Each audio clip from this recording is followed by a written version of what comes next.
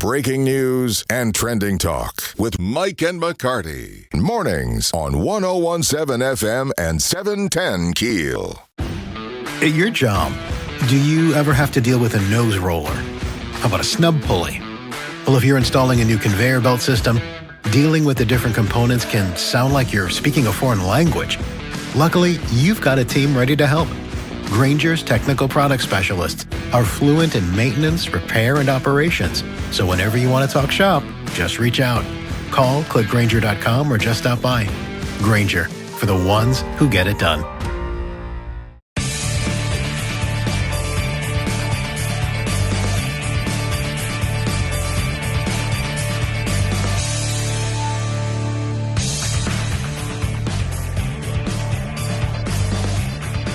I don't have my maker's mark or my Jameson still here at the office. I'll be all right. Thanks for all the texts and messages. I appreciate it. Yeah, my phone's blowing up, the message board blowing up. We'll get to that. Yeah. We got to get to another problem. We've got the mayor in studio with us, Tom Arsenault, joining us, braving the weather. Thank you for coming out. Well, it's my pleasure. Always a pleasure to be here. We appreciate you taking time for us and our listeners. Interesting day yesterday. It was an interesting couple of meetings. Yes. Yes. Council has decided in my view, it was I'm going to take my ball and go home. Didn't pass your selling the bonds for the $88 million, which gets the ball rolling for the next bond projects that we need to do. Didn't pass your emergency declaration for the apartment complexes that you want to extend. Kind of said, we're not going to give you anything you want unless you start moving people out of the police department headquarters building. Am I on target? Did I hear that wrong? Well, certainly with respect to the bond proposals, that was clearly what they were saying, and we received their message. Okay, received it and do what with it?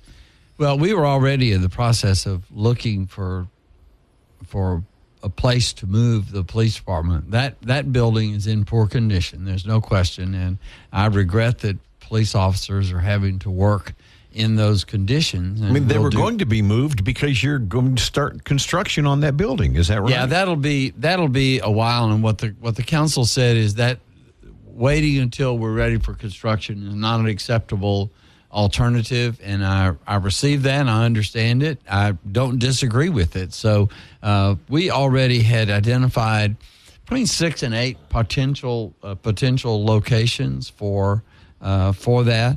All of them will require some negotiation and some retrofitting to move there. But a couple of those are very, very promising, and I'm in hopes that we can move quickly on those. Locations that may not cost us anything if you go to one of the school sites, or possibly I don't think there's any location that's not going to cost us anything. Okay. What about the retrofitting? That's where my problem is, Mayor Arsenault. Because for a detective room, we'll take that for an interview room. You got to have that double-sided mirrors. You got to have the camera systems, the recording systems. Is that going to be money we're going to just flush because we want to move them quickly? Well, actually, that money is going to be spent one way or another, because no matter whether we do it now, and now means before, probably toward the end of the year, maybe the first part of 2025, whether we do that now or whether we do that when construction starts, that's something we're going to have to do because the detectives have to move. So that's a cost. That's not an additional cost. So that's something we were assuming we were going to have to do. But if you buy those double-sided mirrors now for, let's say, the Montgomery Ward's building, they may not work in the substation, or you know what I mean? Well, or are you going to have to buy some of these things twice? That's my worry. The detectives are not going to be in the substations. Right. So, we knew that we would have to find a permanent enough place to house police officers for 2 to 3 years, because that's going to be the construction process for the new headquarters. So we knew that we were going to have to do that. So this moves up the timeline. Every situation, or frequently situations, go along and they go along and they go along, and then you hit a tipping point. And when you hit that tipping point, the tolerance level decreases. And obviously, we've hit that tipping point here. And the council we know that building at 1234 Texas has been in horrid conditions for a long time. Correct. Yeah, it's not a Tom Arsenault problem. That it's is a one. Tom Arsenault problem. It wasn't a Tom Arsenault cause issue. We received that building in the condition that it's in, and we knew it was there, but we also knew that there were funds to replace that building, and now we need to move as expeditiously as possible. I met with the CAO after the council meeting yesterday and said, do whatever it is that you have to do to move this along. Okay. The bond delay, the vote not to sell the bonds, that just delays us further on all the other projects we have lined up to get done. What kind of delay does that put you in? I'm not sure. We're gonna huddle with our financial advisors and our bond attorneys to see what impact that will have. What we were hoping to do is to go to market before the presidential election, because there's almost always some market movement shortly after the presidential election, and we were trying to get in before that. Whether we'll be able to do that now or not, I don't know. Will you keep it on the agenda? They tabled that one, I believe. Is that what they did? They postponed. Okay. They postponed the two bond or project 2024 bond project related pieces of legislation. So they'll be back on the agenda on October 8th, and we hope we'll have a timeline for the council by then. That's a very ambitious schedule, particularly since we have a budget due October 1st. But we're well along in the budget process to have that prepared for the council. Mr. Dark has clear operating instructions to go forward. The city at one time was looking at the Sears building at St. Vincent Mall. And, of course, we know LSU Health Science is taking that over. What was the issue with that location? Well, there was some that decision really was made before I got in office, and there was some neighborhood opposition to that, as I recall. Just as an interested citizen, there was some neighborhood opposition to that, and some opposition in the police department, I believe, because they wanted a new building instead of an old building. You say you've got 5 or 6 locations and some look very promising. Yes. And I do like the fact that you're saying, look, this is going to be a 2 to 3 year. So they're not going to be there for 6 months, and we're not going to spend all this money and then 6 months, move them again. No, the real question, Mike, is when is a starting time? Mm-hmm. We knew that there was going to be an extended period of time because the new police headquarters will be on the side of the old police headquarters. Sure. And they can't be there while they're be moved anyway. Right. So of those 5 or 6 locations, anything you can share with us? I would prefer not to, because I have to negotiate price, and once I disclose that, the price goes up. But they did talk about several vacant school buildings, and you would think the school board would give you a deal and say, yeah, come in these neighborhoods, we'll let you use the building for free. You don't think that'll happen? I would be very surprised if that occurred, because the school board has a separate on their minds right now. They have a separate set of responsibilities, and I acknowledge that. There's some cost associated with it. There's going to be some cost. There have been several schools that were suggested, and we'll take a look at them. They voted unanimously on the resolution urging you to declare an emergency over the SPD headquarters. Are you going to declare an emergency? And if not, why not?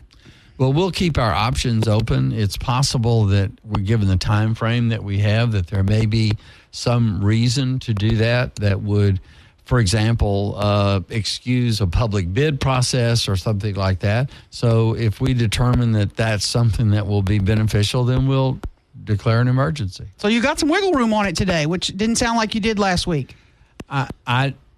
Based on what I know, I don't know that there is a particular legislative purpose or public bid purpose to doing it, and I prefer to withhold emergency declarations for things that will give us those kinds of options, and we'll retain an open mind about that. Council has very clearly spoken that they want to move with as much haste as we possibly can, and we receive that information. They also tabled, I think, your other emergency declaration for those 3 apartment complexes. Am I correct about that? They did. And so that means that's now expired. Correct. There are concerns in those 3 apartment complexes that there are squatters, there are fire hazards, there are things that now, because that emergency declaration is essentially gone, that the city won't be able to address. Is that an issue that you're worried about? Well, it's an issue I have to be concerned about. I do know that there is a potential pending sale of those units. We are in communication with the lender and with the potential buyer of those sites, and it's a buyer for rehabilitation. So we're in hopes that we'll be able to avoid those issues. But some of the powers that were made possible by the emergency declaration have now expired. Were you surprised, Mayor Tom Arsenault, that this was a 7-0 vote on these, to not sell the bonds, to declare an emergency, all the other things they did yesterday? Was it surprising to you that it was unanimous? By the time it occurred, it was not a surprise. It was not a surprise to me. Had you talked to any of them? James Green said the day before, put some mildew in your office. And why didn't you call me and talk to me about this? Why'd you go on the radio? Can you address that? Well, I did attempt to call Mr. Green this week and did not get a return call. And but look, Reverend Green and I are friends, and we've got a little fissure going on now, and it's my responsibility to fix it, and I'm planning to. All right. Well, that's an interesting perspective. When I don't think you caused the fissure, but you say it's your responsibility to fix it. That's commendable. Well, the responsibility of the mayor is to work with the city council, and that means to work with all 7 members of the city council. And that's my responsibility, and I take it very seriously. And I certainly did not do anything intentionally to create any tension. But if I did, then it's my job to try and relieve those tensions. Mayor Tom Arsenault, thank you, sir. Thank you, Mayor. 101.7. Looking forward to your next monthly hour to spend with us next week, I believe. Be careful driving. 101.7 FM, 710 KEEL, Mike and McCarty. Now more breaking news and trending talk with Mike and McCarty on 101.7 FM and 710 KEEL. All right, see, this isn't fair. This isn't fair. You've already asked Ruben this question. I know. Was I out of the room getting coffee? Yeah, you were out of the room, and because I would have bet money. I really would have bet $100 that Ruben didn't do this. Okay. Oh, I do. And Ruben does it. Yes. Every day. All the time. Oh, my gosh. You think he does it? I think he does it. No way he does this. I think he does it. You think he does it every day? I think so. I'm going to go with yes. And I have no idea. I literally, we didn't talk about this during the break. She wouldn't tell me. I have no idea what she's about to ask. I'm shocked by this data. This would drive me crazy if I had anybody in my life that did this. Okay. And both of you probably, I know Ruben does it. I do. We think you do it. Here's the data. Americans apparently have a hearing problem. Okay. New data shows more than half of Americans have closed captioning turned on their TVs, most or all of the time. And the younger crowd, those between 18 and 25, 70% of them have it turned on. Captions. Captions Yes, on the TV. Yes or no, Mike? Absolutely.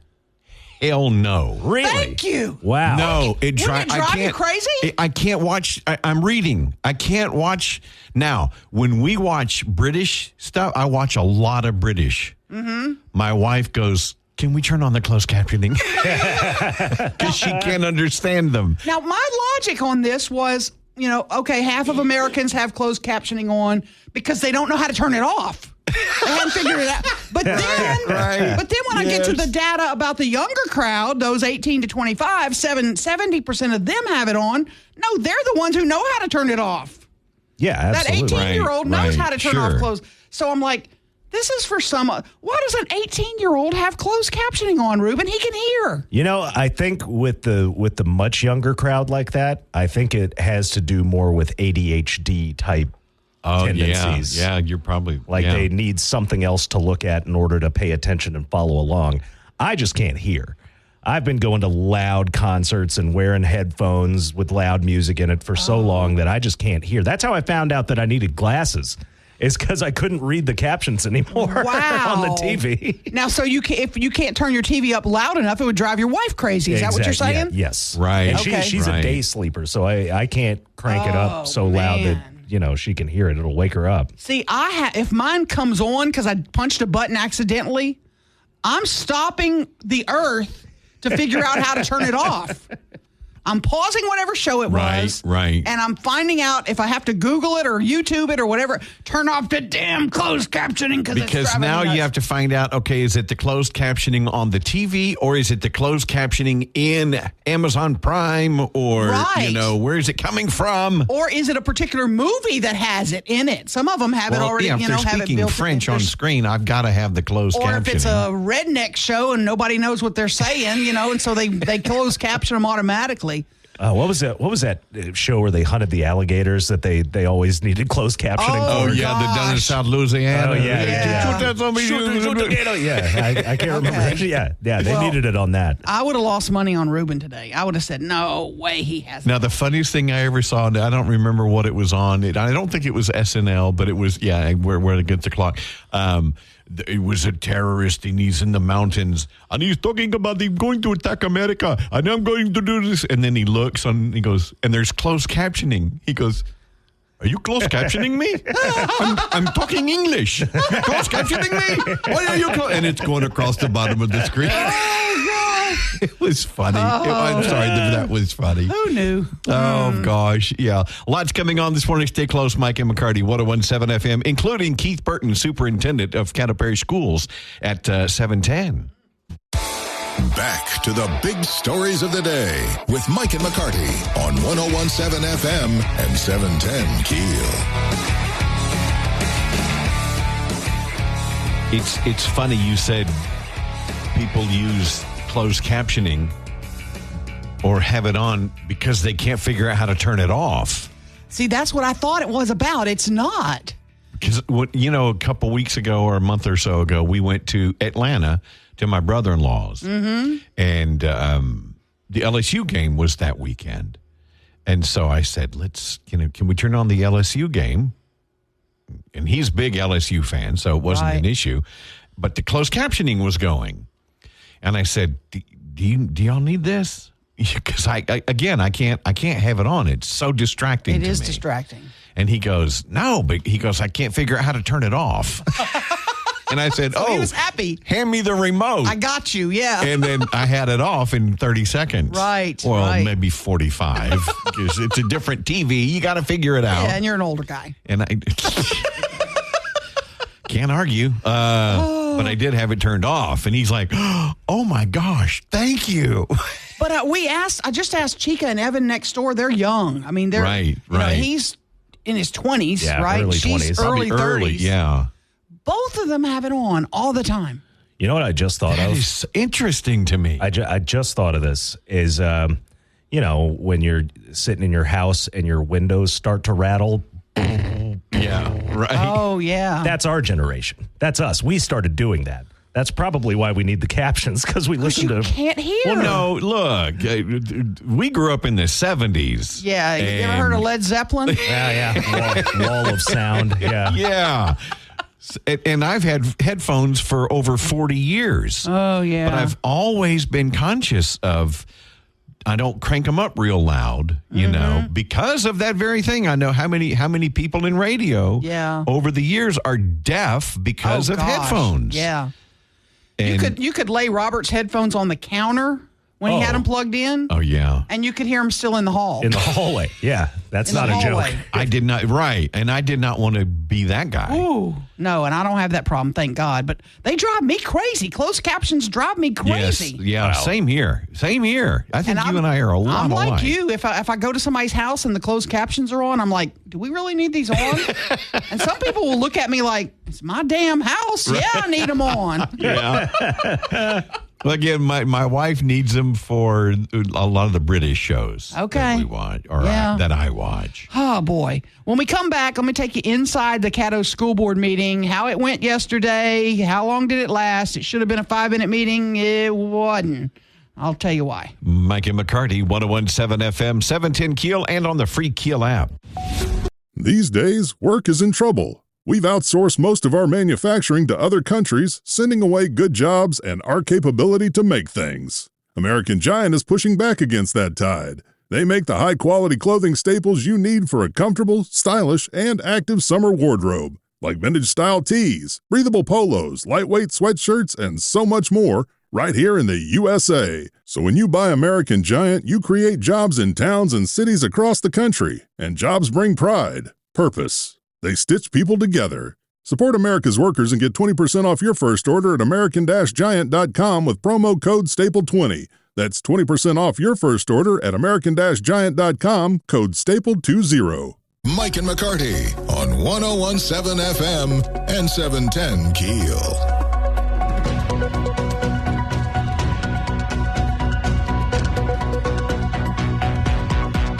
See, I think that's one thing different between you and I. Mm-hmm. I think you probably have more patience than I do. Probably. Because you can watch these city council meetings and these Caddo Parish School Board meetings and these people that get up and act like idiots. To me, it's reality TV. Right. It's the next best reality TV. You know what I mean? True. Well, yeah, that's true. I've always been hooked on reality TV, so I'm like, this is really reality TV. Which is never really reality TV. But the school board meeting yesterday, it really should have been 5-10 minutes, and it wasn't. I think it was a couple of hours. I'm not sure how long it went. But they came in, members of the public spoke, and it wasn't like 50 people. It was only a few. Really? Didn't have a whole lot of people. Craig Lee, who was here with us yesterday, he spoke. Former Councilman Willie Bradford spoke. You had Jackie Lansdale. John Glover got up. There were a few others. And then the board talked about the contract and the terms of the contract. It was going to be a $260,000 salary. Note that Lamar Gorey, when he left, he was making $281,000. Okay. But he'd been here 10 years, so he'd gotten raises over the time. And it also had incentive bonuses in it for score improvements. And it had, it was a 4-year contract for Burton. The board kind of went back and forth, and they took a break to try to go negotiate with Burton. So the attorney went and negotiated with him. They brought it down to $255,000 and made it a 3-year deal, which each of Gorey's contracts was a 3-year deal. Okay. And then they extended it for another year to get kind of through the school board term. Mm-hmm. So that's kind of what they did with this. They talked about vacation a little bit. They talked about the bonus structure. So he did increase his bonuses, but he dropped his base salary by $5,000, and the bonus structure went up $5,000. So that's kind of where they went. He gets, I think, 27 days or 30 days off. Plus he gets the holidays off as well. So, it's a comparable, and he had done the research and said, here's what superintendents across the region make, and here's what, I think it's worth. And so they came to terms. They held a news conference with Keith Burton afterward, and he said, we need to all come together. Now, the vote wasn't unanimous. I was hoping that would happen. It ended up being 9-2.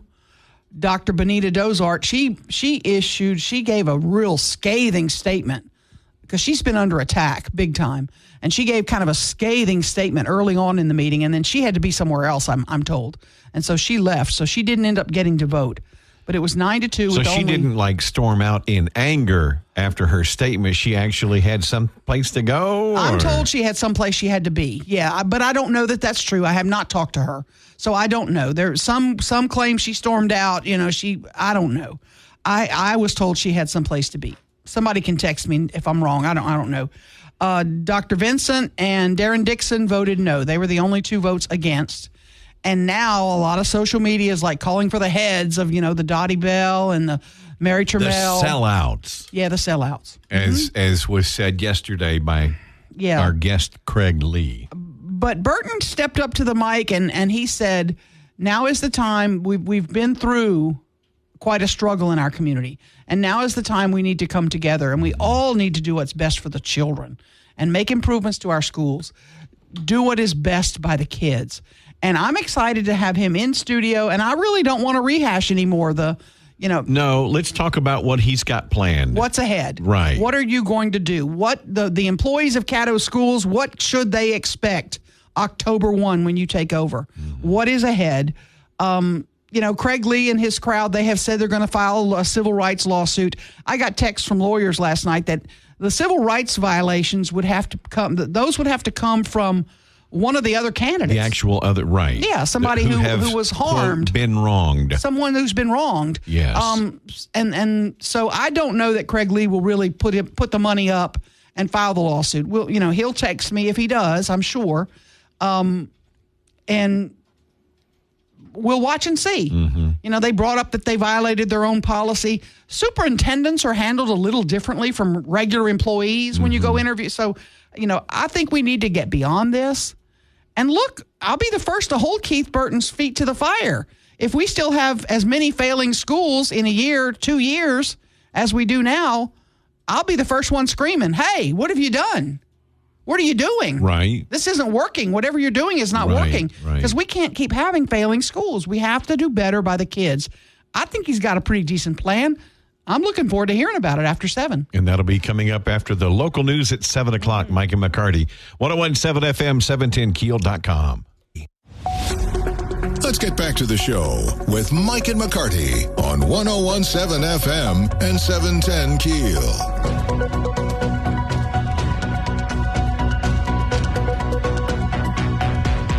I'm stunned. It's just so interesting. This really is interesting. Oh. Closed captioning. You came across a study. Mm-hmm. That says more than half of Americans have closed captioning enabled on their TVs most or all of the time.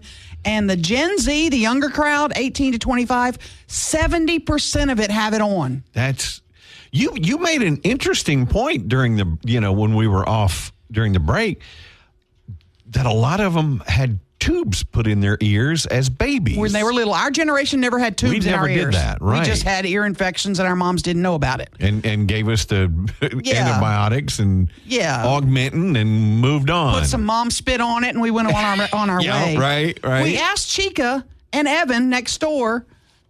I would say no, they don't have closed captioning on because it would drive them nuts. Closed captioning on your TV? Absolutely. All the time. Why? Because I got to focus on the TV. What are you talking about? You can't hear it? Yeah. No, I'm hard of hearing. From what? What is wrong with y'all? Well, you do weddings and dances and stuff like that, so. One of the guys that I dated for, up until recently, he has a bad ear because he popped an eardrum somewhere. And I don't know what he did, but to this day, we all make fun of him. I have to sit on his left side. You make fun otherwise, of him. Otherwise, he'll be like, huh? My mom had but Crystal, there's this thing on your TV. It's called a volume button. You can turn your TV up so you can hear it. Okay, but I also live in an apartment, so I don't want my upstairs neighbors to be over here hey, turn it down. I know it gets loud. You know what I mean? Are you that deaf? Are you that deaf? I'm not. Well, I have to yell at you sometimes to get my point across. It drives me crazy. You can't tell Crystal's hard of hearing. You really can't with how loud she talks. But she has to hear herself. But also I'm the daughter of a pastor. Okay? I was raised thinking that you have to love to hear yourself talk. Okay, I just saw Gary McCoy walking down the hallway, and I hollered at him. I said, Gary. He does not have it on. I said, Gary, closed captioning on your TV at home? And he goes, no, it bothers me. Yep, Bristol, no, she doesn't have it. It bothers me, too. It drives me crazy. Well, that's so if I come to your house, I'm turning it off. No. Okay, so it caused a lot of arguments in my last relationship, when I was engaged. He could not stand how loud I needed the TV to be. Mm-hmm. So I turned that on, and now it's become it helps me focus on the show to where I'm not getting on my cell phone and let me see what's going on over here. I know this sounds dumb, but it really does help me focus on the show. Have you guys seen those videos the reels where it'll be somebody talking on top and the bottom part of the screen is something else, a video game or something? Yes. That's an ADD thing. They need something else to concentrate on so they can hear what someone's saying. And I've gotten to where I noticed myself watching a show and I pick up my phone. And now I know. And it's like, no, stop. And I put it down. I go, this is ridiculous. I can't focus on something for 20 minutes. Absolutely. You know how they're making us go to these meetings now at work and we can't have our cell phones? Yeah. Right. Yes. Is it just me or is that the worst 20 minutes of our life? Right? Like, I can tell it's driving her nuts. Caddo Parish Superintendent Keith Burton and joining us in studio. In fact, he's here coming up right after the news. 101.7 FM, 710 KEEL.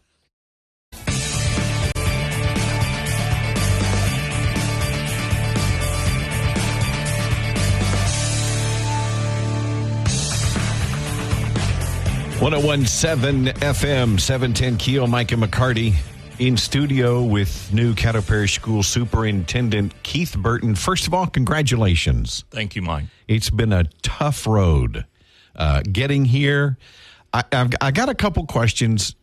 One, and I think I know the answer to this, and I think I know why. Did you ever consider withdrawing your name because of all this to go, let me just smooth things out? Never entered my mind. Okay. You know, I think, a superintendent's process is never easy. Doesn't matter if it's in Shreveport, if we saw it recently in East Baton Rouge, and even if you look around the nation. It's such an emotional and important position that it is never easy. And so I anticipated it to be. Did not quite think it would be as long as this one, but no, not ever did I think of withdrawing. Well, I hope I don't mind, and I don't want to speak for you, but I've known you for a while. We know each other. We go to church together. I know you view this as a ministry, and God has you here for a reason, and you're following through. That's my impression. If I'm wrong on that, call me out. No, I certainly think that I am a believer. I'm a person of strong faith, and I do believe God ordains our steps. And I think He has given me a mission ever since 1992 when I walked into this district, and I have loved every part of it. Just to have the opportunity to impact students and families in this district, and to work with just incredibly talented people to better the lives. And I really look at the future as a new chapter that we have in front of us, and now it's my job to work not only with our board but all of the community to make it better. He's going to stay with us until 8 o'clock. If you have questions of Keith Burton, now's the time. Download that KEEL app. You can message us on the Shreveport Security Systems message board. He's fair game. He's got his big boy britches on, so let me go. Here we go. To those who say, we have failing schools, students aren't performing well, and you are part of the problem. To them, you say what? Well, I think if you look at, first of all, what does the data really say? And if you look at going back from when we began this work till now, we've increased the number of students, increased the number of students attending A, B, or C schools, reduced the number of students in D and F schools by 44%. We've also almost doubled the percentage of students when you're looking at lower grades who are achieving at the highest level in reading and in math. If you track every grade level, you will see pretty significant gains. The only grade level that we've got to really focus more on around the math is in fourth grade, and of course our team's already starting to look at ways to do that. But Aaron, when you look at the work of what principals and teachers and of course our central staff does, one of the barriers that we have is poverty. And we have to be able to address as a community when 7 out of 10 of our students are coming from an impoverished background. We spend so much time attacking many of the challenges that those families incur. We must attack that even greater. And I'm glad you brought that up, because Cade Brumley sat in one of these chairs many years ago before he was the state superintendent. And he said, we have children coming to kindergarten across Louisiana that don't know their colors. They don't know the basics that you should be starting school with. And so we have to try to catch them up. And that is a struggle statewide. Do you have a specific plan that would address that? Yeah, our district, first of all, is we oversee the Smart Start network for our Birth to 3 program here. And that encompasses over 100 sites, 400 plus classrooms. And when you're looking at the impact that education, early education from birth to 3 makes on a child's life, it's incredible. I had the opportunity last night to attend the Community Foundation's Community Counts Forum, where we were hearing from them around the data that shows in our Metroplex. And the data is startling. I mean, we must attack early childhood education, and it is an investment. We know that for every dollar we spend, we get a 13% return on our investment for early childhood education. So I think we must attack it by 2 ways. One, ensuring that our public is informed about the opportunities for early childhood. And the second, ensuring that we are marketing what options are available to them. Let me follow up on you were in a leadership position while we have struggling schools. So I want to give you a chance to say, did you have ideas perhaps that you would have liked to have implemented, but you were not the leader, so your ideas maybe were not put in place or not put in place fully?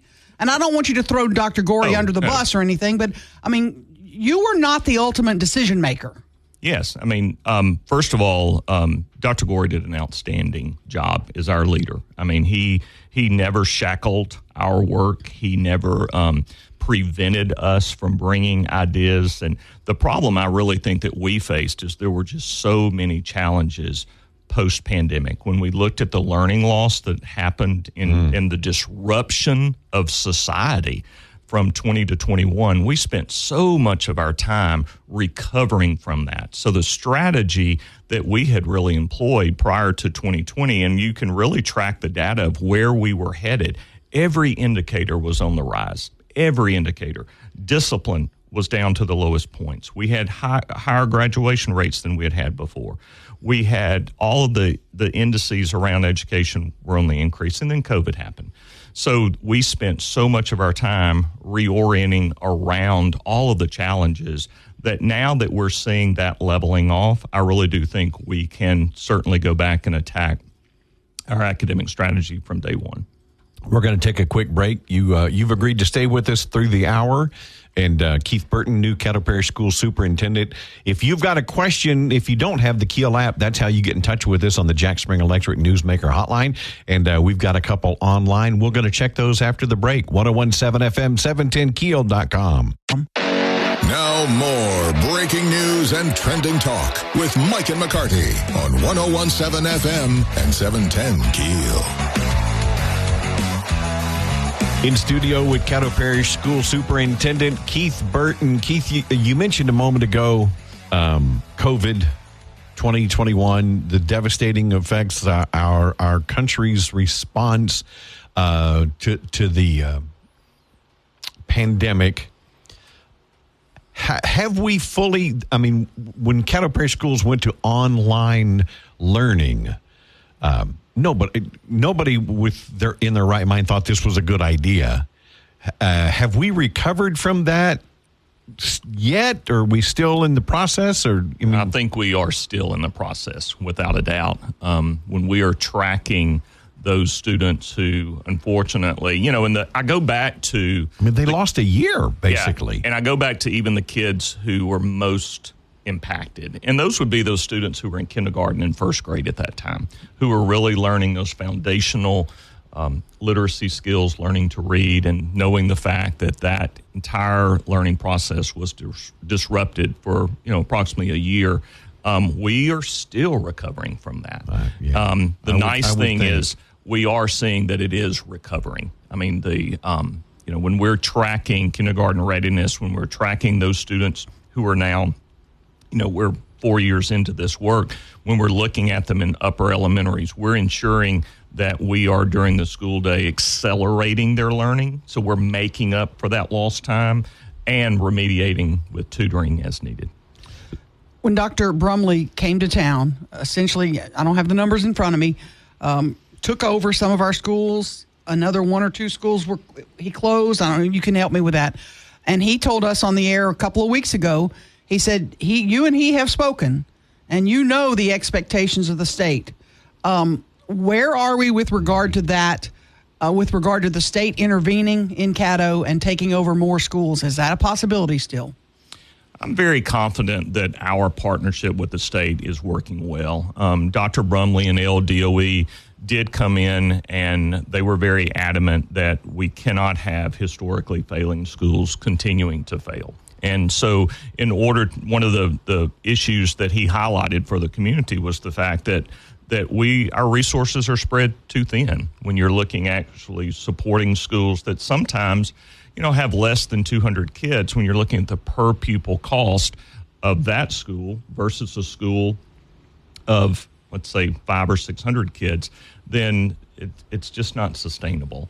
And so one of the things that we have begun doing is looking at what are the opportunities for the future as we, again, discuss right sizing. How can we do that, and what are the lessons that we've learned in the past?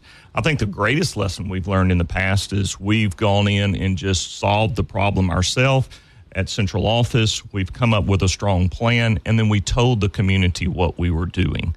Not that our plan wasn't bad. It's just the fact the one critical element I think that we can learn from is we need to next time involve the community more in that decision making. Reorganizing central office as a way to save some resources? Are you already looking at that? Absolutely. Matter of fact, when my job posts today, we will be able to do some immediate restructuring that will remove an executive position from Caddo Parish Schools.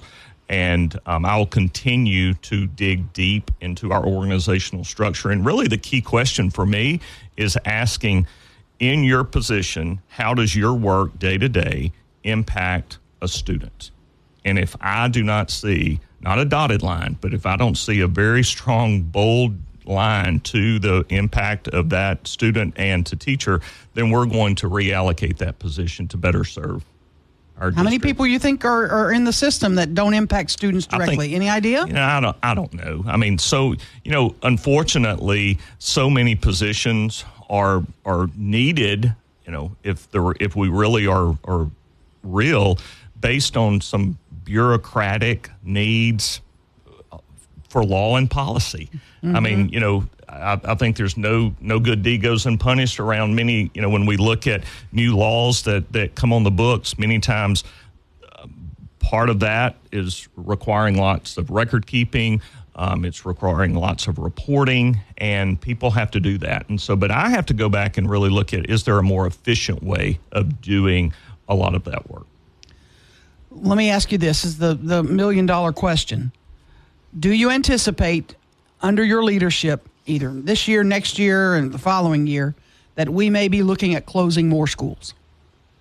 Yes, we must. And do you have any ideas on how you'll implement that? Well, the first thing that we will do is I really want to look at, what does the data say? We have all our demographer study. We know where our population is. We know we can forecast where it will be in the future. So based upon that, I think we need to have some hard conversations with principals and community leaders. Based upon that, then I think we need to go to parents and give them opportunities to say, instead of us just telling you where to go, what if we created some pretty innovative programs around the district and gave you choice? One of the things that we have a very strong magnet program here in Shreveport that's been very, very successful, and Caddo Parish has been very successful. But if you're not in that magnet program, then you have very little opportunity. And many times when we find someone leaves Caddo, they're not leaving us to go to a better academic setting. Mm-hmm. They're leaving us to go to a different setting because they had no other choice, and they're choosing a charter school or they're choosing a private option. My goal is to reset around that option and provide those parents with some really innovative solutions. I'm going to talk more about that. Yeah, I want to talk about the magnet program, too, when we come back. We've got to take a break. Superintendent Caddo Parish Schools, Keith Burton in studio, Mike and McCarty, 101.7 FM, 710keel.com. Back with more. You need parts? O'Reilly Auto Parts has parts. Need them fast? We've got fast. No matter what you need, we have thousands of professional parts people doing their part to make sure you have it. Product availability. Just one part that makes O'Reilly stand apart. The professional parts people. O'Reilly Auto Parts. McCarty on 101.7 FM and 710 Keel.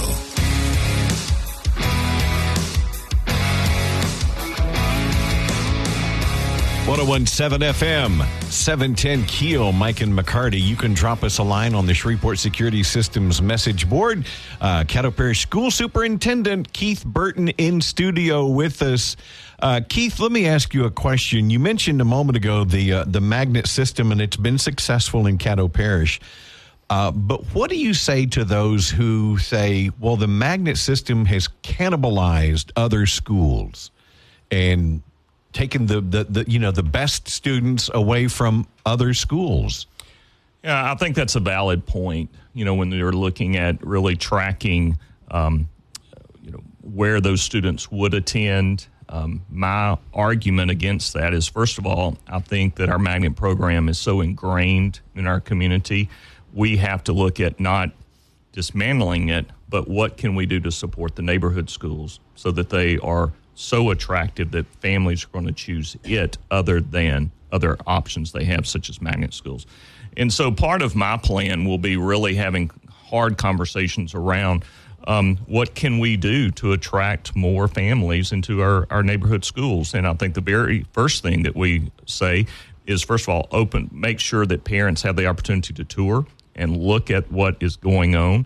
Let's also look at choice options for families. I mean, why can we not, in the district, have a group of K-8 schools that would be specialized in content that would really kind of accomplish three things? I mean, one of the things that we would do is build awareness, exposure, and then provide a lot of experiences for middle schoolers around some topics that they're very interested in. And, when you talk about what is exciting around job opportunities for our area, very first thing that comes to mind, of course, when you look at the data, is health occupations. Why can we not create, a system of schools where we're offering specialized learning opportunities around career and tech ed, health occupations, leadership, STEM?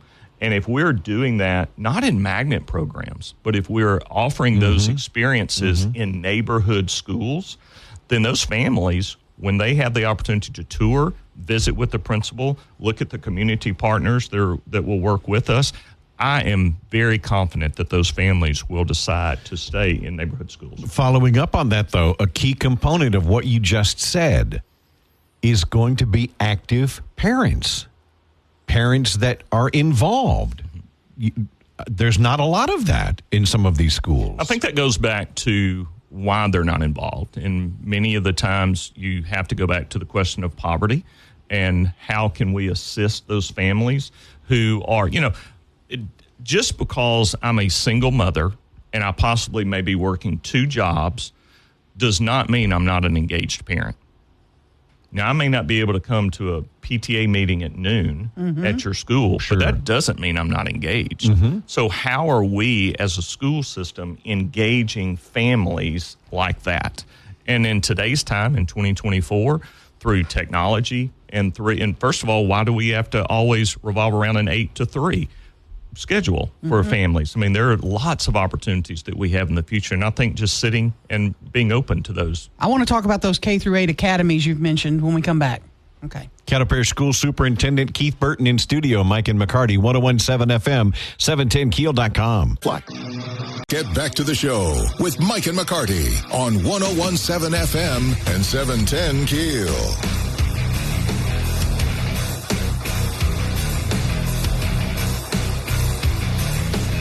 In studio, County Parish School Superintendent Keith Burton with Mike and McCarty, 101.7 FM, 710 KEEL. I want to hone in on those K through 8 academies you've talked about that you said, awareness, exposure, experience. Are those going to be placed in existing schools, or are we talking about building new schools for those? I don't think in a system that needs to right size that we need 4 new campuses in Caddo Parish. I do think, though, we could look at strategically looking again, going back to the demographer's data, looking at where our families are, ensuring that we are strategically placing those academies where they're going to be able to be accessible to families. They all don't need to be in North Shreveport. They all don't need to be in West Shreveport. We need to be able to have options for all. And, Aaron, it really goes back to just parent choice. Knowing what the state, and really you can look at nationwide, there's a huge push to provide for our school districts the opportunity for parents to have more say in where there's. Do we need a new school in Southeast Shreveport? We hear that all the time. I think I'm glad, we hear it, but I don't hear it from the families there. Okay. I think the families, I live in that area. I go to church with people in that area. I work with a lot of people in that area, and they are pleased with the options available to them. I think we really need to look at a lot of the buildings that we have and also the opportunities we're missing. I know the board is very interested in, matter of fact, and they've allocated just recently up to $40 million for new construction in the future. And part of our conversation with them will be, where do you see the greatest priority? Is it in new construction for a new K-8 school? Is it in a new career and tech center? What are going to be the greatest obstacles for us? And let's make sure that we look at the greatest opportunities. County Parish School Superintendent Keith Burton, one of the big concerns in 2024 is security, school security. We see issues across the country. How would you rate us on our school security, and what do you plan on doing to improve it where it needs improving? I told the board during this interview process that was my greatest responsibility. I have the safety of the children and staff. Absolutely. That's my greatest responsibility. And of course, my greatest priority, of course, is education. But I'm very proud of the work that this district has implemented years ago around security. I mean, we were one of the very first districts that had a director of security. We now have open gate metal detectors in all of our high schools. We have single entry points. Many of our high schools have gone to a clear backpack policy. But the other part is really ensuring that, first of all, we have security personnel and police officers at all of our schools. They have the opportunity to advise the principal on any concerns that they see.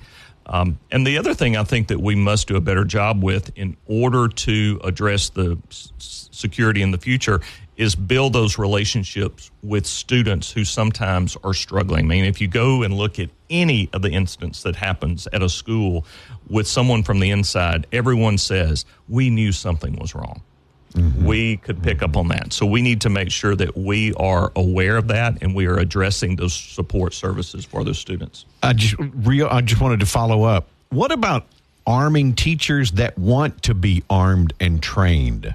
How do you feel about that? I'm not an advocate of that. I'm not an advocate of that. I think when you get into someone who is not a professional carrying a firearm, that's just a recipe for disaster, especially when you get into emotion. I mean, even, and I've had my concealed carry for years and years and years, and I enjoy the rights to be able to carry a firearm. But on the other hand, when you look at what research says in an emotional situation, a lot of times someone's going to fire and hit the ground and hit other people rather than who they're actually aiming at because they're not trained. Big topic that we haven't gotten to, and I can't believe we haven't yet. Teacher pay. Cade Brumley told us we have to do better paying our teachers. Teachers are leaving the profession in droves. Do you have a plan to? Stipends aren't enough, Keith. Mr. Burton, I'm sorry. Stipends aren't enough. What's your plan for teacher pay increases? Well, first of all, I do think that we in Caddo Parish are very competitive with our region, and we must be able to keep the pulse on what regional salaries are to ensure that we're competitive. But money is only the beginning, and I do disagree with Dr. Brumley when he says they're leaving in droves. No, they're not. I mean, matter of fact, we have one of the highest fill rates that we've ever had for classroom vacancies. So we have a lot of people coming into the profession. I would hope that media partners and others in the community really stop approaching education as we are desperate for teachers. No, we're not. I mean, we have high quality people in seats. The problem is, though, we need to reduce the things that are getting in the way of them teaching and learning. And Dr. Brumley and the Bessie, I think they're spot on with the Let Teachers Teach initiative. And that's one of the things I said yesterday. Wrote that down. We need to look at, what are we asking our teachers to do? Many of the times they are faced with greater bureaucratic responsibilities, families that are coming with challenge. So we need to support them. You mentioned earlier that our resources are stretched too thin. How are we going to get more funding to pay more teachers, or pay teachers more rather? Well, I think if we are stretched thin, then I think, first of all, right sizing is something that we will begin looking at. I also think that if we look at the reorganization opportunities that we have, instead of having, people that possibly are not having direct impact on kids, we need to reassign them so that they do. And then we can look at just efficiency costs. Can we be more efficient with operations? Can we be more efficient with food service? Can we be more efficient in all of our areas so that we're funneling that money to have a direct impact on student achievement? On that exact topic, does Keith Burton sit here today on, September 20th, 25th, and say that you will pledge today not to ask voters for a tax increase or a millage increase during your first year or two? Or is that something you're willing? You think we should look at? Read my lips? Is that what you're setting will you me up say for? No new taxes? Not prudent. I do think that we have, especially with the recent budgeting process, we have the reserves needed to be able to go into the future with a balanced budget without raising taxes. Okay. We got to talk about discipline when we get back. And he says he's going to give Tom Arsenault a school. It's not quite what he said. I did not say that. A free school. Read my lips. I did not say that. We got to ask him that when we come back. Superintendent Keith Burton in studio, Mike and McCarty, 101.7 FM, 710 KEEL. Now more breaking news and trending talk with Mike and McCarty on 101.7 FM and 710 KEEL.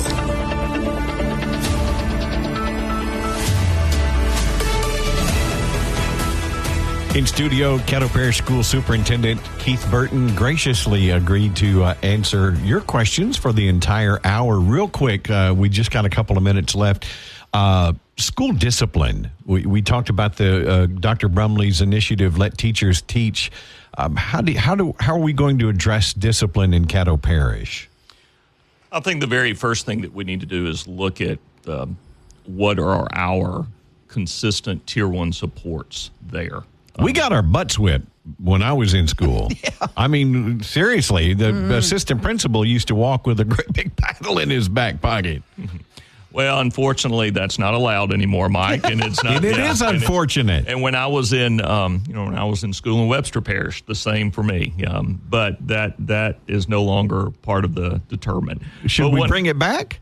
I don't agree in this time. That really, I think that's more of a parent responsibility or guardian responsibility, and especially in 2024, it's not something I want to put on the backs of our assistant principals and principals. Or but the going back backsides. to the question, I really think what we have to do is ensure that is that teacher equipped to handle the challenges of today? can we ensure that he or she has the classroom management skills? Then do we have the supports needed from counselors, assistant principals? Do we have the structure in the school? Do we have the incentives in the school for positive behavior support?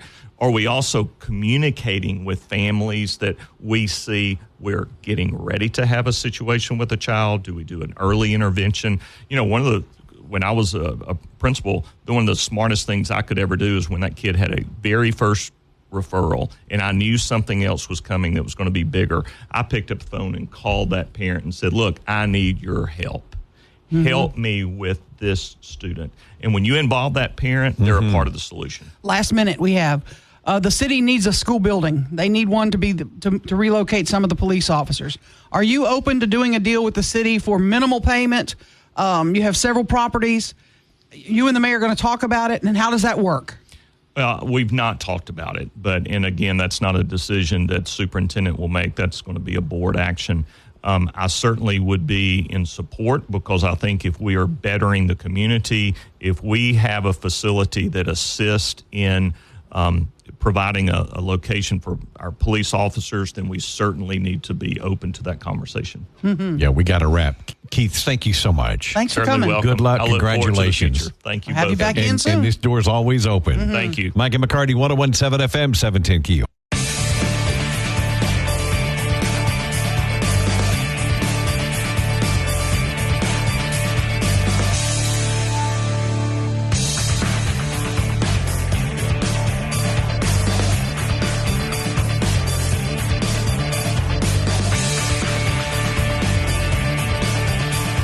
That's us.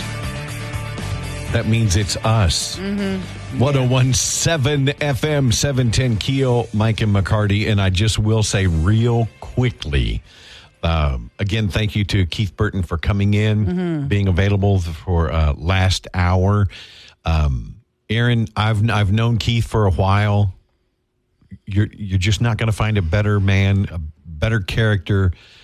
He's got a heart for Caddo Parish and Caddo Parish schools.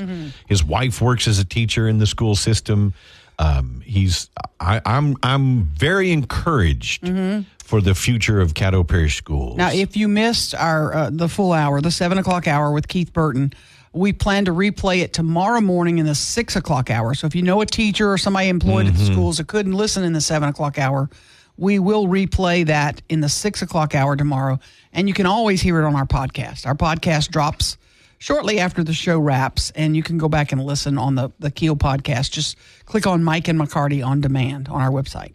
You asked a question earlier this morning if somebody's just tuning in, and that happens quite frequently, by the way. Yeah.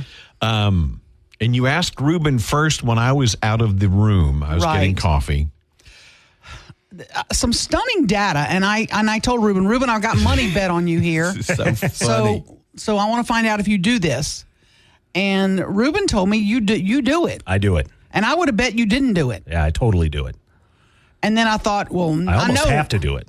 And you think Mike does it too. Yeah.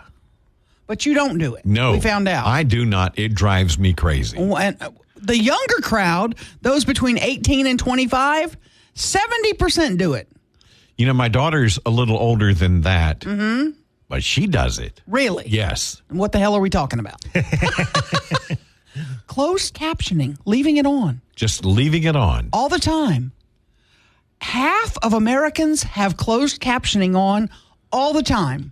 That is mind-boggling. And, you know, today with technology, it's much more accurate than it used to be. Yeah, absolutely. But I thought the problem was, people can't figure out how to turn it off. Right. So they just leave it on. It doesn't bother them. And that happened about a month ago when we went to Atlanta. My brother-in-law, we were turning on the LSU game, and he's and closed captioning was on. I said, do you need this? He goes, no, I can't figure out how to turn it off. So I got you. So I got it off. But the thing is, but that my theory is flawed because 18 to 25-year-olds, 70% of them have it on, and they would know how to turn it off. Absolutely. Yeah. Now, I do it because my wife's a day sleeper, and I can't hear. I just can't have the TV blaring during the day. You've blown your ears out, though, right? Yes, loud concerts, headphones, everything. Yeah, I have terrible hearing, and it's how I figured out I needed glasses because I couldn't read the closed captions anymore. Now, I'll tell you a great invention that saved my marriage years ago. Our schedules have since flipped, but my wife used to get up at 4:30 in the morning, and so she would go to bed early. And I'm a night person. Right. I'm a night owl. I got wireless headphones. Yes, yeah. And connected to the television. There's a base unit right up by the TV. Okay. Then I take the headphones and go sit in my chair, and then you hear everything beautifully. Right. And it doesn't, and nobody else can hear it because it's just coming through the headphones. Now, with the younger kids, I think it might be an ADD thing. Have you ever seen those videos? They're normally on Reels where it'll be somebody talking in the top half of the frame, and in the bottom half there's something else happening, like a video game or something weird. I think the reason that they do that is because of people with ADD. They need something else to concentrate on in order to pay attention throughout the entire video. And so I think captions might be a part of that. When Crystal came in here last hour, she said, it helps me. She leaves them on. And she said it helps me focus on the TV. That's crazy. It is crazy. I thought maybe it was because the generation below us all got those tubes put in their ears when they were little. Right. Our generation did not. And so I thought, well, maybe it has something to do with the tubes that had been in your ears. They take those out, don't they? Yes, I mean, they put them in for a little while and they take them out. Right. And I thought, well, maybe that impacted the hearing. I don't know. But Crystal and Evan, neither one of them had tubes in their ears. So now, my wife, I watch a lot of British television. Mm-hmm. And if my wife does sit down, she is not a television fan, she will admit. We wouldn't even have one if it were up to her. Right. We only have one. It's in the living room. Oh, There's not one in the bedroom. There's not one. Of course, now you can watch on your iPad. You can watch anything, or your phone. Wherever you are, yeah. I've sat up in the sound booth at the theater before, running the board, watching an LSU football game because, so it's amazing what we can do now. But she'll ask to turn on the closed captioning because it's a British show and somebody, maybe have a Scottish accent or something. She goes, I can't understand what they're saying. Wow. Okay. And so the Scottish accent is tough. Yeah, that one's a little tough. Richard Llewellyn's going to join us next right here on KEEL. All right. Yeah, because Helene expected to make landfall today in Florida. We'll get the latest update. Mike and McCarty, 101.7 FM, 710 KEEL. Get 15% off a set of Brake Best Select, Select Pro, or Import Direct brake pads and 2 rotors now at O'Reilly Auto Parts. O'Reilly Auto Parts. Big stories of the day with Mike and McCarty on 101.7 FM and 710 KEEL. On the Jack Spring Electric Newsmaker hotline this morning, Weather Channel meteorologist Richard Llewellyn joining us. Richard, Ruben's got one of these cams from Florida up on his screen right now. Ruben, where is that from? What is that? This is in Inglewood Beach. And boy, you can already see the waves. You're expecting Helene to make landfall today. What can people expect? Well, it looks like the storm is probably going to top out as a Category 3 hurricane as it makes landfall near Apalachicola later tonight.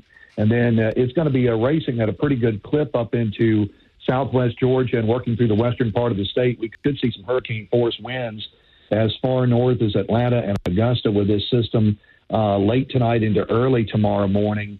And, of course, there's a real concern about power outages, trees coming down, and the significant storm surge threat that's going to continue to be the real concern for the Big Bend area of Florida, working all the way down to about Tampa and St. Petersburg. Okay, the waves are already starting. The rainfall amounts are another thing we talked a little bit about yesterday. Has that changed much? Tell us what folks can expect. It's still going to be a pretty significant rainfall event, especially for areas up in the southern Appalachians, where they could easily see up to 15 inches of rain. Of course, places down along the Gulf Coast are going to be looking at the same type of deal. Rainfall amounts probably in the 10 to 15 inch range, and there will be problems with flooding in a lot of those spots. And, of course, there's an isolated tornado threat. We did have a couple of tornadoes yesterday across the western Carolinas. We could see more tornadoes today. There is a tornado watch up for eastern Georgia and throughout parts of South Carolina up till about 9 o'clock tonight. And we will see more of those tornado watches going up as the day marches on. Richard, we're looking at the map on the Weather Channel website, and it's very interesting the path that this is projected to take. Once it gets into Florida and kind of goes northeast, it takes a westerly turn up in Georgia? Yeah, the reason why is because that big upper level low that's sitting up over the Arklatex is helping to kind of steer this system, and that's one of the reasons it's going to be moving so fast, and it's also going to get absorbed into that big upper level low that is sitting up over the Tennessee Valley in the Mid-South. And that's going to basically keep a lot of the moisture up across parts of Tennessee and Kentucky and working on into Virginia and the Carolinas throughout the weekend. So there will continue to be a lot of inland concerns in regards to flooding as well, due to the fact that the system's going to be moving so fast, and eventually all the moisture from the system will just get squeezed out of it like a sponge. So, there will be concerns in Tennessee and in Kentucky, working into Virginia and the Carolinas for flooding as the weekend rolls on. Evacuations right now. What areas are under evacuation orders? There are so many areas. Coastal Florida, basically the entire west coast of Florida, has some form of evacuation order in place, whether it's mobile homes or people right along the immediate coast. And, we have seen a lot of hotels that are just booked solid as you make your way from the Gulf Coast all the way up to, places like Birmingham and Atlanta. The folks getting out of the way of the system, we've seen a lot of hotels that are just booked solid. Even Alabama has opened up some of their hurricane evacuation routes, where most of the routes will go north to get people away from the coast. And we've seen that today as well, as some parts of Alabama taking some of the overflow traffic from the hurricane, people leaving the hurricane zone. Again, Richard Llewellyn, when is the projected landfall for the coast of Florida, the Panhandle in Florida?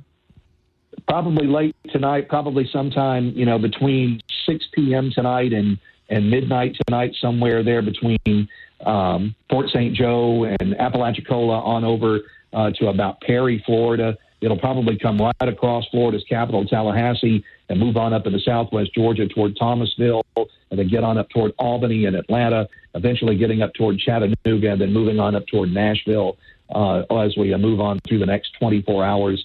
Of course, as it interacts with land, it will weaken quickly, and looks like by tomorrow evening, this will be just a depression that will be setting up over parts of the Tennessee Valley. So it is a fast-moving system. Oh, yeah, moving at about 30 miles per hour. That's one of the big concerns, too, is the fact that due to the system moving so fast, the impacts are going to be wide-reaching, especially inland. That's why there's real concern, especially for areas around Atlanta and into the northeast Georgia mountains, where winds could easily gust 60 to 80 miles per hour in some of the wind gusts overnight tonight. Widespread power outages are expected with the system as it lifts northward. Saw crews actually yesterday, Richard, staging here in the Shreveport, North Louisiana, that are going to be headed that way. This is a lot of high population areas. When we talk about that Florida coast and into Georgia toward Atlanta, and you talked a little bit about Nashville, we could be impacting, millions of people without power could be the problem here eventually, huh? Yeah, there's a huge parking lot at Walt Disney World, and I've seen thousands of power trucks sitting at Walt Disney World's parking lot. Wow. In a staging area there, getting ready for what's to come in regards to trying to restore power across Florida. And, of course, as soon as conditions are, where they can get out there and get started working on this, they're going to be out there. A lot of communication systems, the cell networks, they're bringing in a lot of high technology to keep people connected, and we're going to see a lot of that, too, in the days ahead, as a lot of these cellular phone companies really start to put their services into full use. This is an all-hands-on-deck event. Richard, I'm looking at the radar right now, and it looks like places like even Atlanta, Columbia, going up into Charlotte, North Carolina, all the way up to Charleston, they're already experiencing, looks like, rain and storms now. Oh, yeah, that is what's called a pre-event that we are dealing with. There was an old cold front that moved through the Arklatex and Mid-South yesterday, and that's some of the leftover moisture from that, and it's tapping that tropical moisture coming up in advance of the hurricane, and that's one of the reasons that there's going to be some significant flood concerns, especially in East Georgia and up into the Appalachians, where 10 to 15 inches of rain is definitely going to be a possibility in the 24 to 36 hours coming up. Well, we know you're busy. Thank you so much for agreeing to jump on the phone with us and give us an update, and hope you have a safe weekend. Thank you. We'll talk to you soon. Thank you. Richard Llewellyn with the Weather Channel, 101.7 FM, 710 KEEL.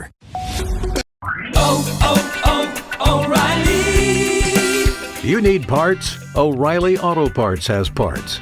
Need them fast? We've got fast. No matter what you need, we have thousands of professional parts people doing their part to make sure you have it. Product availability. Just one part that makes O'Reilly stand apart. The professional parts people. O'Reilly Auto Parts. Mike and McCarty on 101.7 FM and 710 KEEL.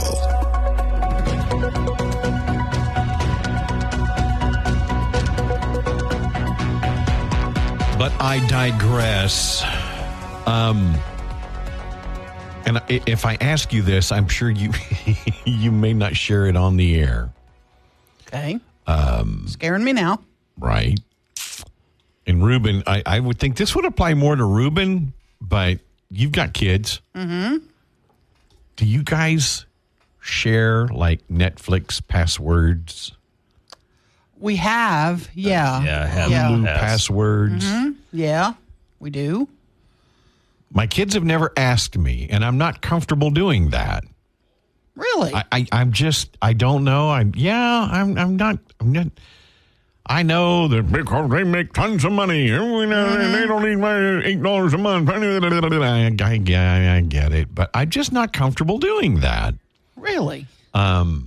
Sharing my password, but and I bring that up because now Hulu cracked down on it several months ago. Right. I mean, Netflix. Netflix did, yeah. Netflix cracked down on it.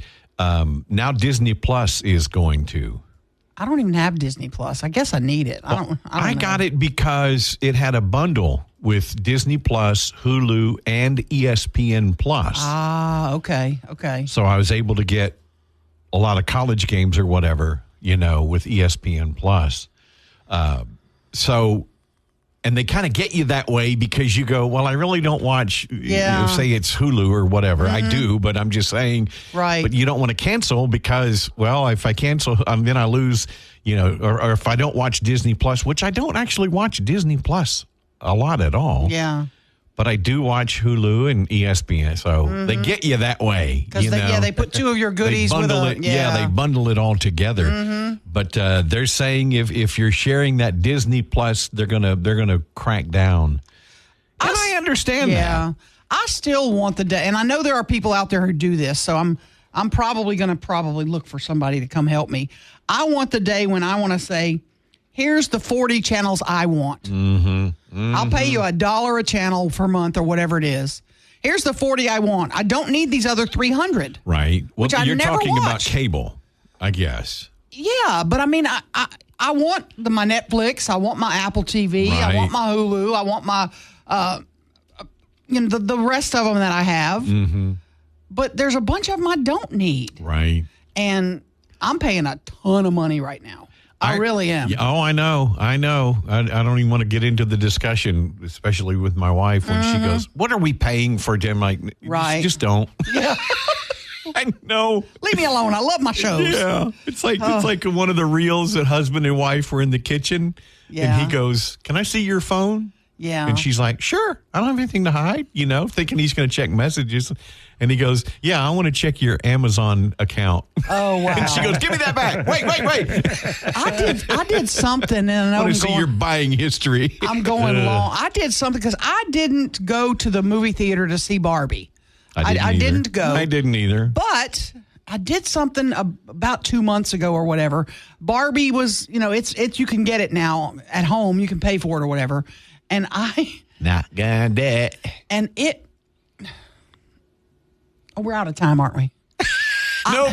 You got a few more seconds. It was 1999. Oh, boy. Oh, And I come looked at on. it and I thought, See, if isn't that ridiculous? I know, but I bought it. But if I had gone to the theater, I would have spent $20. No doubt. Probably more. Yeah. My ticket would have been close to 10. My popcorn and stuff would have been 14, Okay, but you're not at the theater. You're not Yeah. getting that popcorn. You're not getting that theater experience. Yeah, but I'm eating a spaghetti and meatball while I'm watching. You know what I mean? I'm drinking a glass of wine while I'm watching it. You can do that at the Angelica in Dallas. You can do it at Tinseltown if you sneak it in right. I didn't say that, but I'm just telling you, if you would have told me a few years ago I would have paid $20 to watch a movie in my house, No. I would have told you have lost your mind. But I did it. Yeah. I thought, I ought to see what it's all about. And my wife has said, she goes, oh, somebody so-and-so told me about this movie. I want to watch this movie. And I'm saying, okay, so I do a search. And I've got, like you, I've got Amazon Prime and I've got Hulu and Netflix and, all this of it. and boom, ba-doom. And none of it has it streaming. You have to go to Amazon, and buy it. Mm-hmm. I know. And it makes her so mad. She's like, we're paying all of this money. And we can't get that we can't one. Yeah. watch a movie that we I want to know. watch I without know. paying more. I felt so guilty for paying that. I really did. I felt bad, but I did it. I may have said this before. When I worked for TCI Cable in Bossier, it was the cable operating system before, that provided cable in Bossier. Now, this is 30 years ago. Oh, way before Suddenlink. Yeah. Oh, yeah. It was before Suddenlink. And I remember the general manager, we were talking one day, and he said, the day is coming when your cable box on your TV, okay, this is how long ago this was, your cable box on your TV is going to be more powerful than a 486 computer. Wow. Yeah. And we're like, wow. He says, and everything is going to be a la carte. If you want to watch, an episode of the Beverly Hillbillies, you'll be able to pull it up. And we're like, wow. Oh, my. I can watch the Andy Griffith Show Whenever. anytime I want. He goes, Crazy. yep, it's all going to be a la carte. By the way, you both have an assignment tonight. You must watch the first episode of Matlock. Kathy Bates. I'll have to check it out. Stunning. What is that, Netflix? CBS. Oh, It's okay. a regular network show. Okay, so how do you watch it streaming? Will you I put mean, it? seriously, how do you, because I don't. I don't know. What, Paramount? I don't have Paramount. That's the Okay. one thing I don't have. Then what you that do and is you- Peacock. I don't have Peacock Plus or whatever. You go into your kitchen and you get some aluminum foil, and then you put some rabbit ears on your TV. Okay, and they just run Matlock anytime I want on Channel 12. I don't know about that. There you go. Thank you. Find it. It's amazing. 101.7 FM, 710 Keel. Let's get back to the show with Mike and McCarty on 101.7 FM and 710 Keel.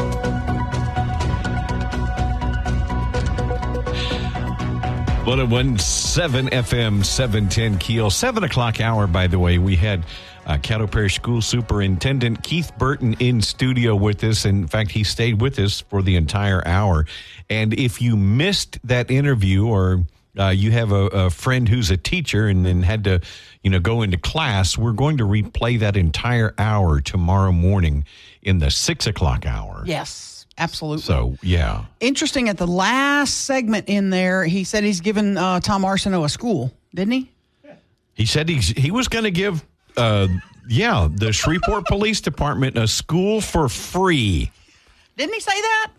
No. Not quite. Let's don't throw him under the Not bus. quite. He's What he going, said- no, I didn't say that. What he said was he's in favor of some. Yes. If we can do something that will help our city, which is moving our police department out of its decaying building and into a school that's currently vacant, he's all for that. Now, he did say it's not his decision. It is a board action. It's a board action. Not the superintendent, but he is in favor of opening discussions with the mayor and the city council and seeing if maybe, he's open to trying to work something out. Yeah, and he didn't act like they would be charging. He acted like it'd be something the community needs, and he would be in favor of it. He didn't say it would be free. There would be, some minimal cost. Yeah, try to work something out. Yeah, you're going to have to take care of the building and all that. But there were several schools. I know Stoner Hill is empty. The Moortown, you've got Sunset Acres. There are several that are empty that the city is looking at. Right. And so he was very amenable to making a deal with the city and moving forward on that. Right. So I'm sure he and the mayor will be having discussions about it and then getting something before the board as soon as possible. But again, yesterday, if you're just finding out, Keith Burton was voted superintendent on a 9-2 vote, salary of $255,000 a year, starting October 1. So they went back and forth a little bit on the dollar amount, and he agreed to come down from $260, but he increased his incentive. So if he meets some metrics, he gets more money on bonus pay. He's a good man. He's a good man. I'm excited about the future for Caddo Parish Schools. 101.7 FM, 710 KEEL. Now more breaking news and trending talk with Mike and McCarty on 101.7 FM and 710 KEEL.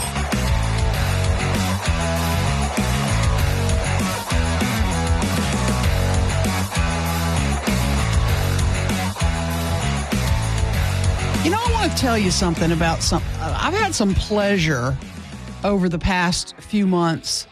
I have never in my life really watched the WNBA.